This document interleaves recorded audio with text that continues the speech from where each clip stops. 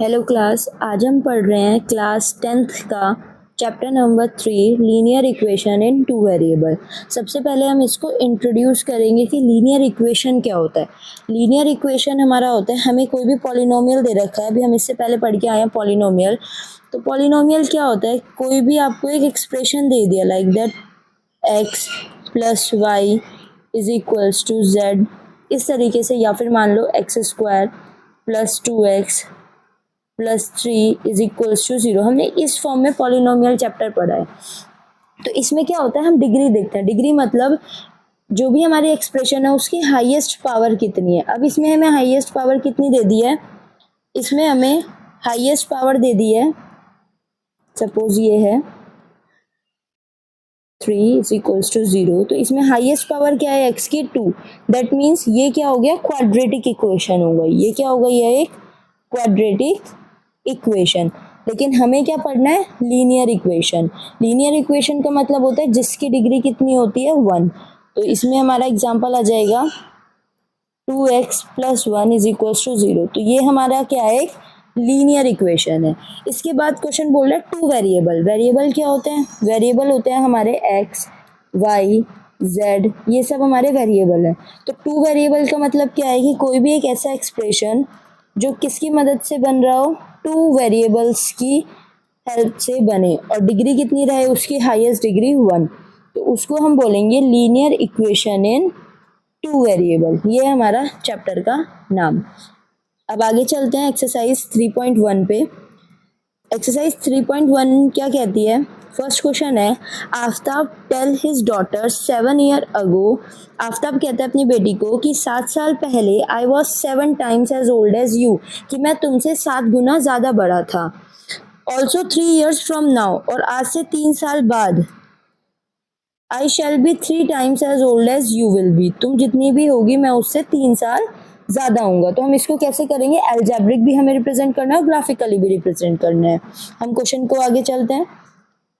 अब आफ्ताब बोल रहा है कि उसकी प्रेजेंट एज कितनी है, हमने लेट कर लिया x है, और उसकी डॉटर की प्रेजेंट एज मान ली हमने y है। आज से 7 साल पहले, आज से 7 साल पहले इसकी एज हो गई x माइनस 7, और उसकी डॉटर की एज हो गई y माइनस 7। यहाँ तक कोई दिक्कत नहीं होगी। अब क्वेश्चन क्या कह रहा है कि आफ्ताब अपनी बेटी को बोलता है कि जो आफ्ताब की एज है, आफ्ताब की एज थी यहाँ पे x माइनस 7, 7 साल पहले, तो वो अपनी बेटी से 7 गुना ज़्यादा बड़ा है। अगर मैं उसकी बेटी की एज में 7 की मल्टीप्लाई कर दूँ, 7 टाइम्स मतलब 7 की मल्टीप्लाई होगी। तो जब मैं अगर उसकी बेटी की एज में, ये उसकी बेटी की एज थी, अगर मैं उसकी बेटी की एज में 7 की मल्टीप्लाई कर देती हूँ तो वो किसके बराबर आ जाएगी, आफ्ताब की एज के बराबर आ जाएगी। हमारा यही इक्वेशन बनी। इसके बाद हमने इसको क्या करेंगे, अब सॉल्व। हमारे पास ये इक्वेशन आ चुकी है। अब इसके बाद हमने क्या किया, इस 7 की मल्टीप्लाई ब्रैकेट ओपन कर दिया, तो यहाँ पे आ गया x minus 7 plus 7y minus के 49। इसको, इस इक्वेशन को सिंप्लीफाई करके हमें एक इक्वेशन मिल गई जिसको हमने बोल दिया इक्वेशन 1। अब नेक्स्ट क्या कहता है क्वेश्चन, आफ्ताब कहता है कि आज से 3 साल बाद। अब आज से 3 साल बाद का मतलब है कि अभी आफ्ताब की एज कितनी थी, x थी, और आज से 3 साल बाद कितनी हो जाएगी, x प्लस 3। सेम उसकी डॉटर की एज अभी थी y, तो आज से 3 साल बाद कितनी हो जाएगी, y प्लस 3 हो जाएगी। तो अब क्वेश्चन क्या कहता है, अकॉर्डिंग टू क्वेश्चन आफ्ताब बोलता है, आफ्ताब ने बोला कि जो मेरी एज है, आफ्ताब की एज कितनी है, x प्लस 3। तो अगर मैं अपनी बेटी की एज में, आफ्ताब ने अपनी बेटी को बोला था कि मैं 3 साल बाद तुम्हारी एज का 3 गुना ज़्यादा हूँगा। दैट मीन्स कि अगर मैं उसकी बेटी की एज में 3 की मल्टीप्लाई कर दूँ तो वो अपने पापा की एज के बराबर आ जाएगी। हमारे पास ये इक्वेशन बन चुकी है। अब इस इक्वेशन को जब हमने सिंप्लीफाई करा, 3 की मल्टीप्लाई करी अंदर, तो हमें क्या मिल गया, x minus 3y is equals to 6। ये हो गई हमारी इक्वेशन सेकेंड। अगर यहाँ तक किसी को डाउट है तो वो पूछ सकते हैं, कमेंट कर सकते हैं। आगे चलते हैं। हमारे पास 2 इक्वेशन आ चुकी हैं। अब उन 2 इक्वेशन की मदद से हमें क्या करना है, अलजेब्रिक रिप्रेजेंटेशन करना है। अलजेब्रिक रिप्रेजेंटेशन कैसे करेंगे, हमारे पास थी पहली equation x minus 7y is equals to minus के 42। X minus 7y is equals to minus के 42। ये हमारे पास इक्वेशन है। यहाँ से हमने x की वैल्यू निकाल ली। x की वैल्यू कितनी आ गई, इधर जाएगी 7y प्लस 42। हमने x की वैल्यू रखी या y की वैल्यू रखी और x की वैल्यू में फाइंड करनी होगी यहाँ से। अब इसमें हम क्या वैल्यू पुट करेंगे, x की जगह हमने एट रैंडम कोई भी वैल्यू ले लेनी है। अब जैसे ये 42 है तो हमने x की जगह क्या लिख लिया, यहाँ पे -7 ले लिया, मतलब 7 की फैक्टर ले लिया। क्योंकि हम क्यों लिया, क्योंकि हमें इसे डिवाइड करना है 7 से। तो मैंने x की जगह ले लिया -7। उसके बाद आ जाएगा हमारा ये वाला, इधर आ जाएगा तो ये हो जाएगा प्लस का 42 इज इक्वल्स टू 7y। तो यहाँ से जब हमने इसको माइनस करा तो आ गया यहाँ से 35 इज इक्वल्स टू 7y। अब y 7 के साथ मल्टीप्लाई में, तो जब 7 इधर आएगा तो डिवाइड में आ जाएगा। That means 35 divide by 7y। यहाँ से y की वैल्यू कितनी आ गई, 5। तो इसी तरीके से जब हमने x की वैल्यू -7 रखी तो y मिल गया। सेम हमने x की जगह 0 रखा तो 6 मिल गया। उसके बाद हमने x की जगह 7 रखा तो हमें 7 मिल गया। हमें ये एक टेबल मिल गई, किसकी वैल्यू, इसमें x और y के कोऑर्डिनेट्स हमें मिल चुके हैं जो हमें ग्राफ में रिप्रेजेंट करने हैं। सेम इसी तरीके से हम सेकंड इक्वेशन के लिए चलेंगे। सेकंड इक्वेशन हमारी थी 3x minus 3y is equals to 6। यहाँ से x की वैल्यू आ गई 6 प्लस 3y। तो अब यहाँ पे हमने x की जगह कोई भी वैल्यू पुट करी और y की वैल्यू फाइंड करी। जब हमने 6 यहाँ पे रखा, सपोज दैट 6 लिया हमने x की वैल्यू, अपनी मर्जी से हम कोई भी वैल्यू ले सकते हैं। ऐसे कोई कंपल्सरी नहीं है कि हमें यही वैल्यू लेनी है, हम कोई भी वैल्यू ले सकते हैं। उसके बाद हमने 6 यहाँ रखा, यहाँ आ गया 6 प्लस 3y, 6 से 6 कैंसिल हो गया, यहाँ आ गया 0 इज इक्वल्स टू 3y। तो y की वैल्यू कितनी आ गई, 0/3। अगर आपके न्यूमरेटर में 0 होता है तो पूरी वैल्यू क्या हो जाती है, 0।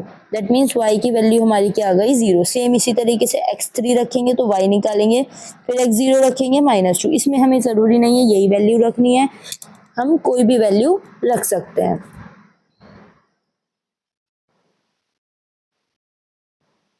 अब हमें करना है रिप्रेजेंटेशन। रिप्रेजेंटेशन में हम एक बार इसकी टेबल बना लेते हैं।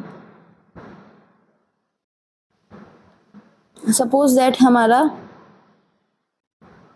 टेबल क्या आई थी, -7, 0, 7, 5, 6 एंड 7 थी। तो हम इसमें क्या करेंगे, हम कोऑर्डिनेट्स लिखेंगे। अब ये जो x होता है हमारे, जब भी हम ग्राफ में रिप्रेजेंटेशन करते हैं तो कैसे करते हैं, पहले आता है हमारा x और फिर आता है हमारा y, x, y। तो जो भी हमारी उसमें वैल्यू थी, सपोज -7 और नीचे थी 5, तो हमने -7 देखा, ये आया हमारा -7, और 5 कहाँ आया हमारा, ये है -5। तो हमने यहाँ पे कोऑर्डिनेट जो आ गया -7, 5 इस वाली लाइन का आ गया। उसके बाद हमने दूसरी लाइन के लिए निकाला, जो कोऑर्डिनेट्स क्या थे हमारे पास, 0,6 थे।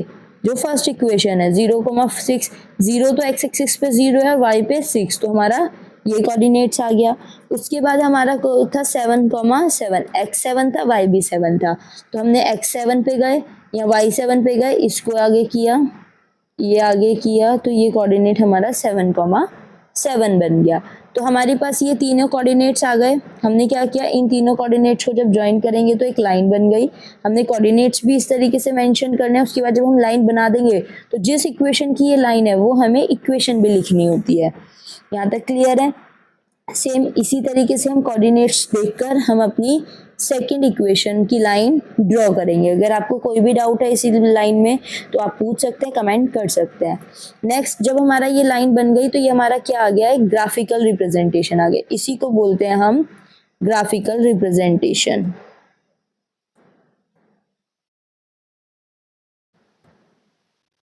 ये था इसका पूरा एक्सप्लेनेशन ग्राफिकल रिप्रेजेंटेशन का। अब आगे चलते हैं। नेक्स्ट क्वेश्चन बोल रहा है, अब मैं इसकी सिर्फ आपको क्या सिखाऊंगी, इक्वेशन बनाना सिखाऊंगी, और आगे हम इसको x की वैल्यू रख के फाइनल हम ग्राफ बनाएंगे। तो ग्राफ सेम इसी तरीके से बनेगा। इसकी कुछ कंडीशंस होती हैं जो हम अभी आगे नेक्स्ट क्लास में पढ़ेंगे। अभी इस क्लास में हम इसी एक्सरसाइज को कंप्लीट करेंगे। तो इसमें आता है हमारा question number second. Question number second क्या कहता है, the coach of a cricket team, एक क्रिकेट टीम का कोच है जिसने 3 बैट खरीदे और 6 बॉल खरीदी जिनकी कॉस्ट कितनी है, इतनी। उसके बाद उसने another bat and 2 more balls of the same kind, उसने दूसरे बैट्स खरीदे और सेम काइंड की 2 और बॉल खरीदी जिसकी कॉस्ट है 1300 रुपये। Represent this situation algebraically and graphically. Algebraically भी इसको बोलते हैं एल्जेब्रिकल रिप्रेजेंटेशन। और इससे पहले जब हमने ग्राफ में प्लॉट करी थी इक्वेशंस, इस वाली लाइन को, इन्हें हम बोलते हैं ग्राफिकल रिप्रेजेंटेशन। अब हम पढ़ रहे हैं, तो क्वेश्चन में क्या बोला है, हमें कॉस्ट निकालनी किसकी, बैट की और बॉल की। तो हमने लेट कर लिया कॉस्ट ऑफ बैट कितनी है, x रुपीज़ का है, और कॉस्ट ऑफ बॉल कितनी है, y रुपीज़ की है। अब इसने खरीदे 3 बैट खरीदे, एक बैट की कॉस्ट है x रुपीज़। इसने कितने खरीदे थे, 3 बैट खरीदे थे जिसकी, और x क्या है, उसकी कॉस्ट है। सेम प्लस कर देंगे, उसके बाद उसने बॉल्स खरीदी, 6 बॉल्स खरीदी और जिनकी कॉस्ट कितनी है, y रुपीज़। और दोनों को मिला के उसने कितने पे करे थे, 3900। हमारी ये आ गई फर्स्ट इक्वेशन।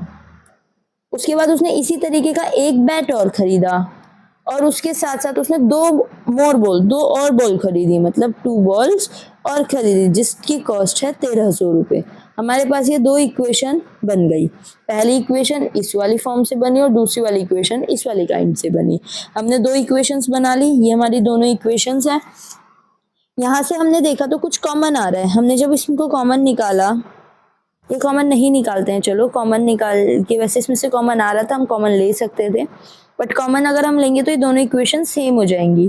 तो इसलिए अभी हम अलग अलग करके ही ग्राफिकल करेंगे। अभी आपको पता चल जाएगा कि हमने ये क्यों नहीं कॉमन लिया, क्योंकि अगर ये सेम हो जाएंगे तो डेट मीन्स ग्राफ पे क्या आएगी, सिमिलर लाइन आएगी, एक ही लाइन के पीछे एक लाइन आएगी, मतलब एक ही लाइन। क्योंकि ये जब यहाँ से मैं इसको कॉमन ले लूंगी तो ये आ जाएगा 3, ये आ जाएगा 3 ब्रैकेट में x plus 2y is equals to 3900, और 3 इसके साथ डिवाइड में जाएगा तो x plus 2y is equals to 1300 आ जाएगा, which is same equals to equation second. तो हमें इसलिए सेम नहीं लेंगे क्योंकि हमें तो ये प्रूफ करना है ग्राफिकली, तो अब हम इसको आगे जाके प्रूफ करेंगे। ये हमारी इक्वेशन हो गई 1, ये हमारी इक्वेशन हो गई 2। इस इक्वेशन से मैंने x की वैल्यू निकाली और उसके बाद हमने वैल्यूज पुट करी। x की जगह मैंने सबसे पहले क्या रख दिया, 300 रखा तो y की वैल्यू आ गई 500। x की जगह 100 रखा तो y की जगह आ गई 600, और x की जगह मैंने -100 रख दिया तो y की वैल्यू आ गई 700। आई होप सो आपको ये सब चीज़ें क्लियर हो गई होगी। अगर ये चीज़ मैटर में कोई प्रॉब्लम आती है तो आप पूछ सकते हैं, कमेंट कर सकते हैं। नेक्स्ट सेम हमें वैल्यू रख के कोऑर्डिनेट्स निकालने होंगे। सेकंड इक्वेशन के लिए भी हमने सेकंड इक्वेशन में भी वैल्यू रखे और कोऑर्डिनेट्स आ गए। ज़रूरी नहीं कोऑर्डिनेट सेम आएंगे, डिफरेंट डिफरेंट कोऑर्डिनेट्स भी आ सकते हैं, हम डिफरेंट वैल्यूज़ भी रख सकते हैं। उसके बाद जब हमने इसका डायग्राम बनाया, मतलब ग्राफिकली रिप्रेजेंट किया, तो हमने क्या देखा कि ये एक सिंगल लाइन फॉर्म में आ रही है। दैट मीन्स हमने जो प्रूफ करना था, जो कि ये दोनों इक्वेशन क्या है, सेम है, तो मैंने इसी इक्वेशन के ऊपर ये वाले वैल्यू लिख दी और इसी के नीचे दूसरी इक्वेशन लिख दी। लेकिन जबकि ये दोनों क्या है, सेम है, इसलिए एक ही लाइन आई है, 2 लाइन नहीं आई है। नेक्स्ट आगे चलते हैं।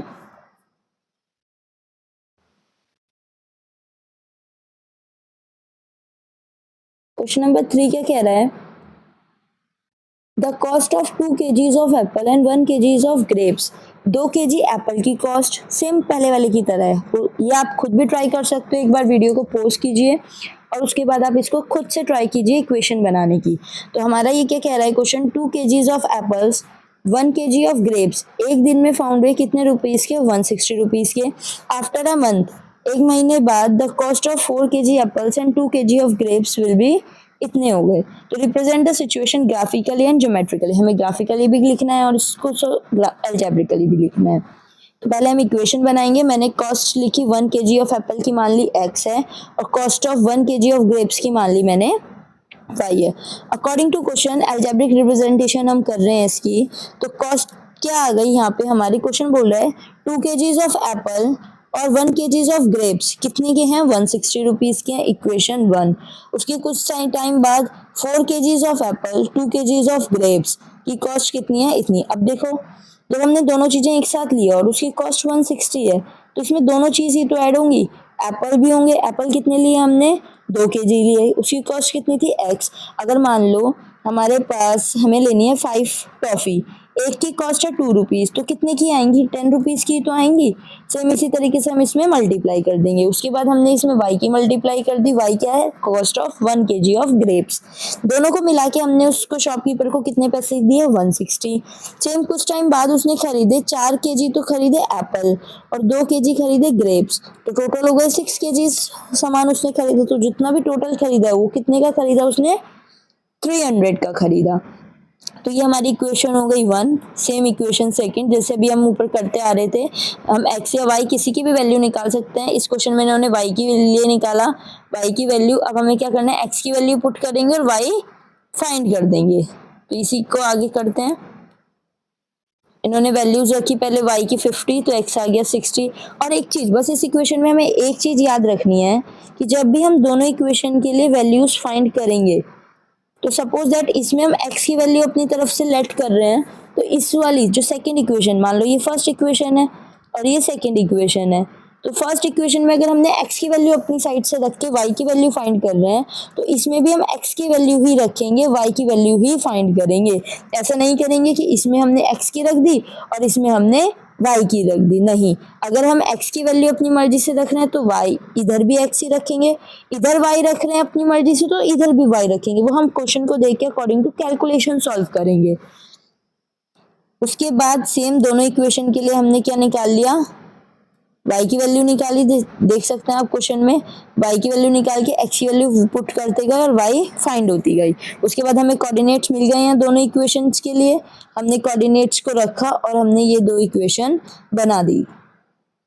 उसके बाद हमने यहाँ पे इक्वेशन भी मेंशन कर दी। इसको लिखने का सेम तरीका होता है, हमें इस तरीके से पहले हमें इस तरीके से एक ग्राफ बनाना होता है, उसके बाद इक्वेशन को भी इसी तरीके से हम कोऑर्डिनेट्स भी लिखेंगे, एक एक कोऑर्डिनेट्स को मेंशन करना होता है और ग्राफ भी बनाना होता है। थैंक यू, आज के लिए हम इतना ही रखेंगे। अब हम मिलेंगे नेक्स्ट क्लास में एक्सरसाइज 3.2 के साथ। तब तक के लिए बाय बाय, गुड बाय। और अगर आपको कोई भी क्वेरी है तो आप हमसे पूछ सकते हैं, कमेंट कर सकते हैं, आप इंस्टाग्राम पे भी मैसेज कर सकते हैं।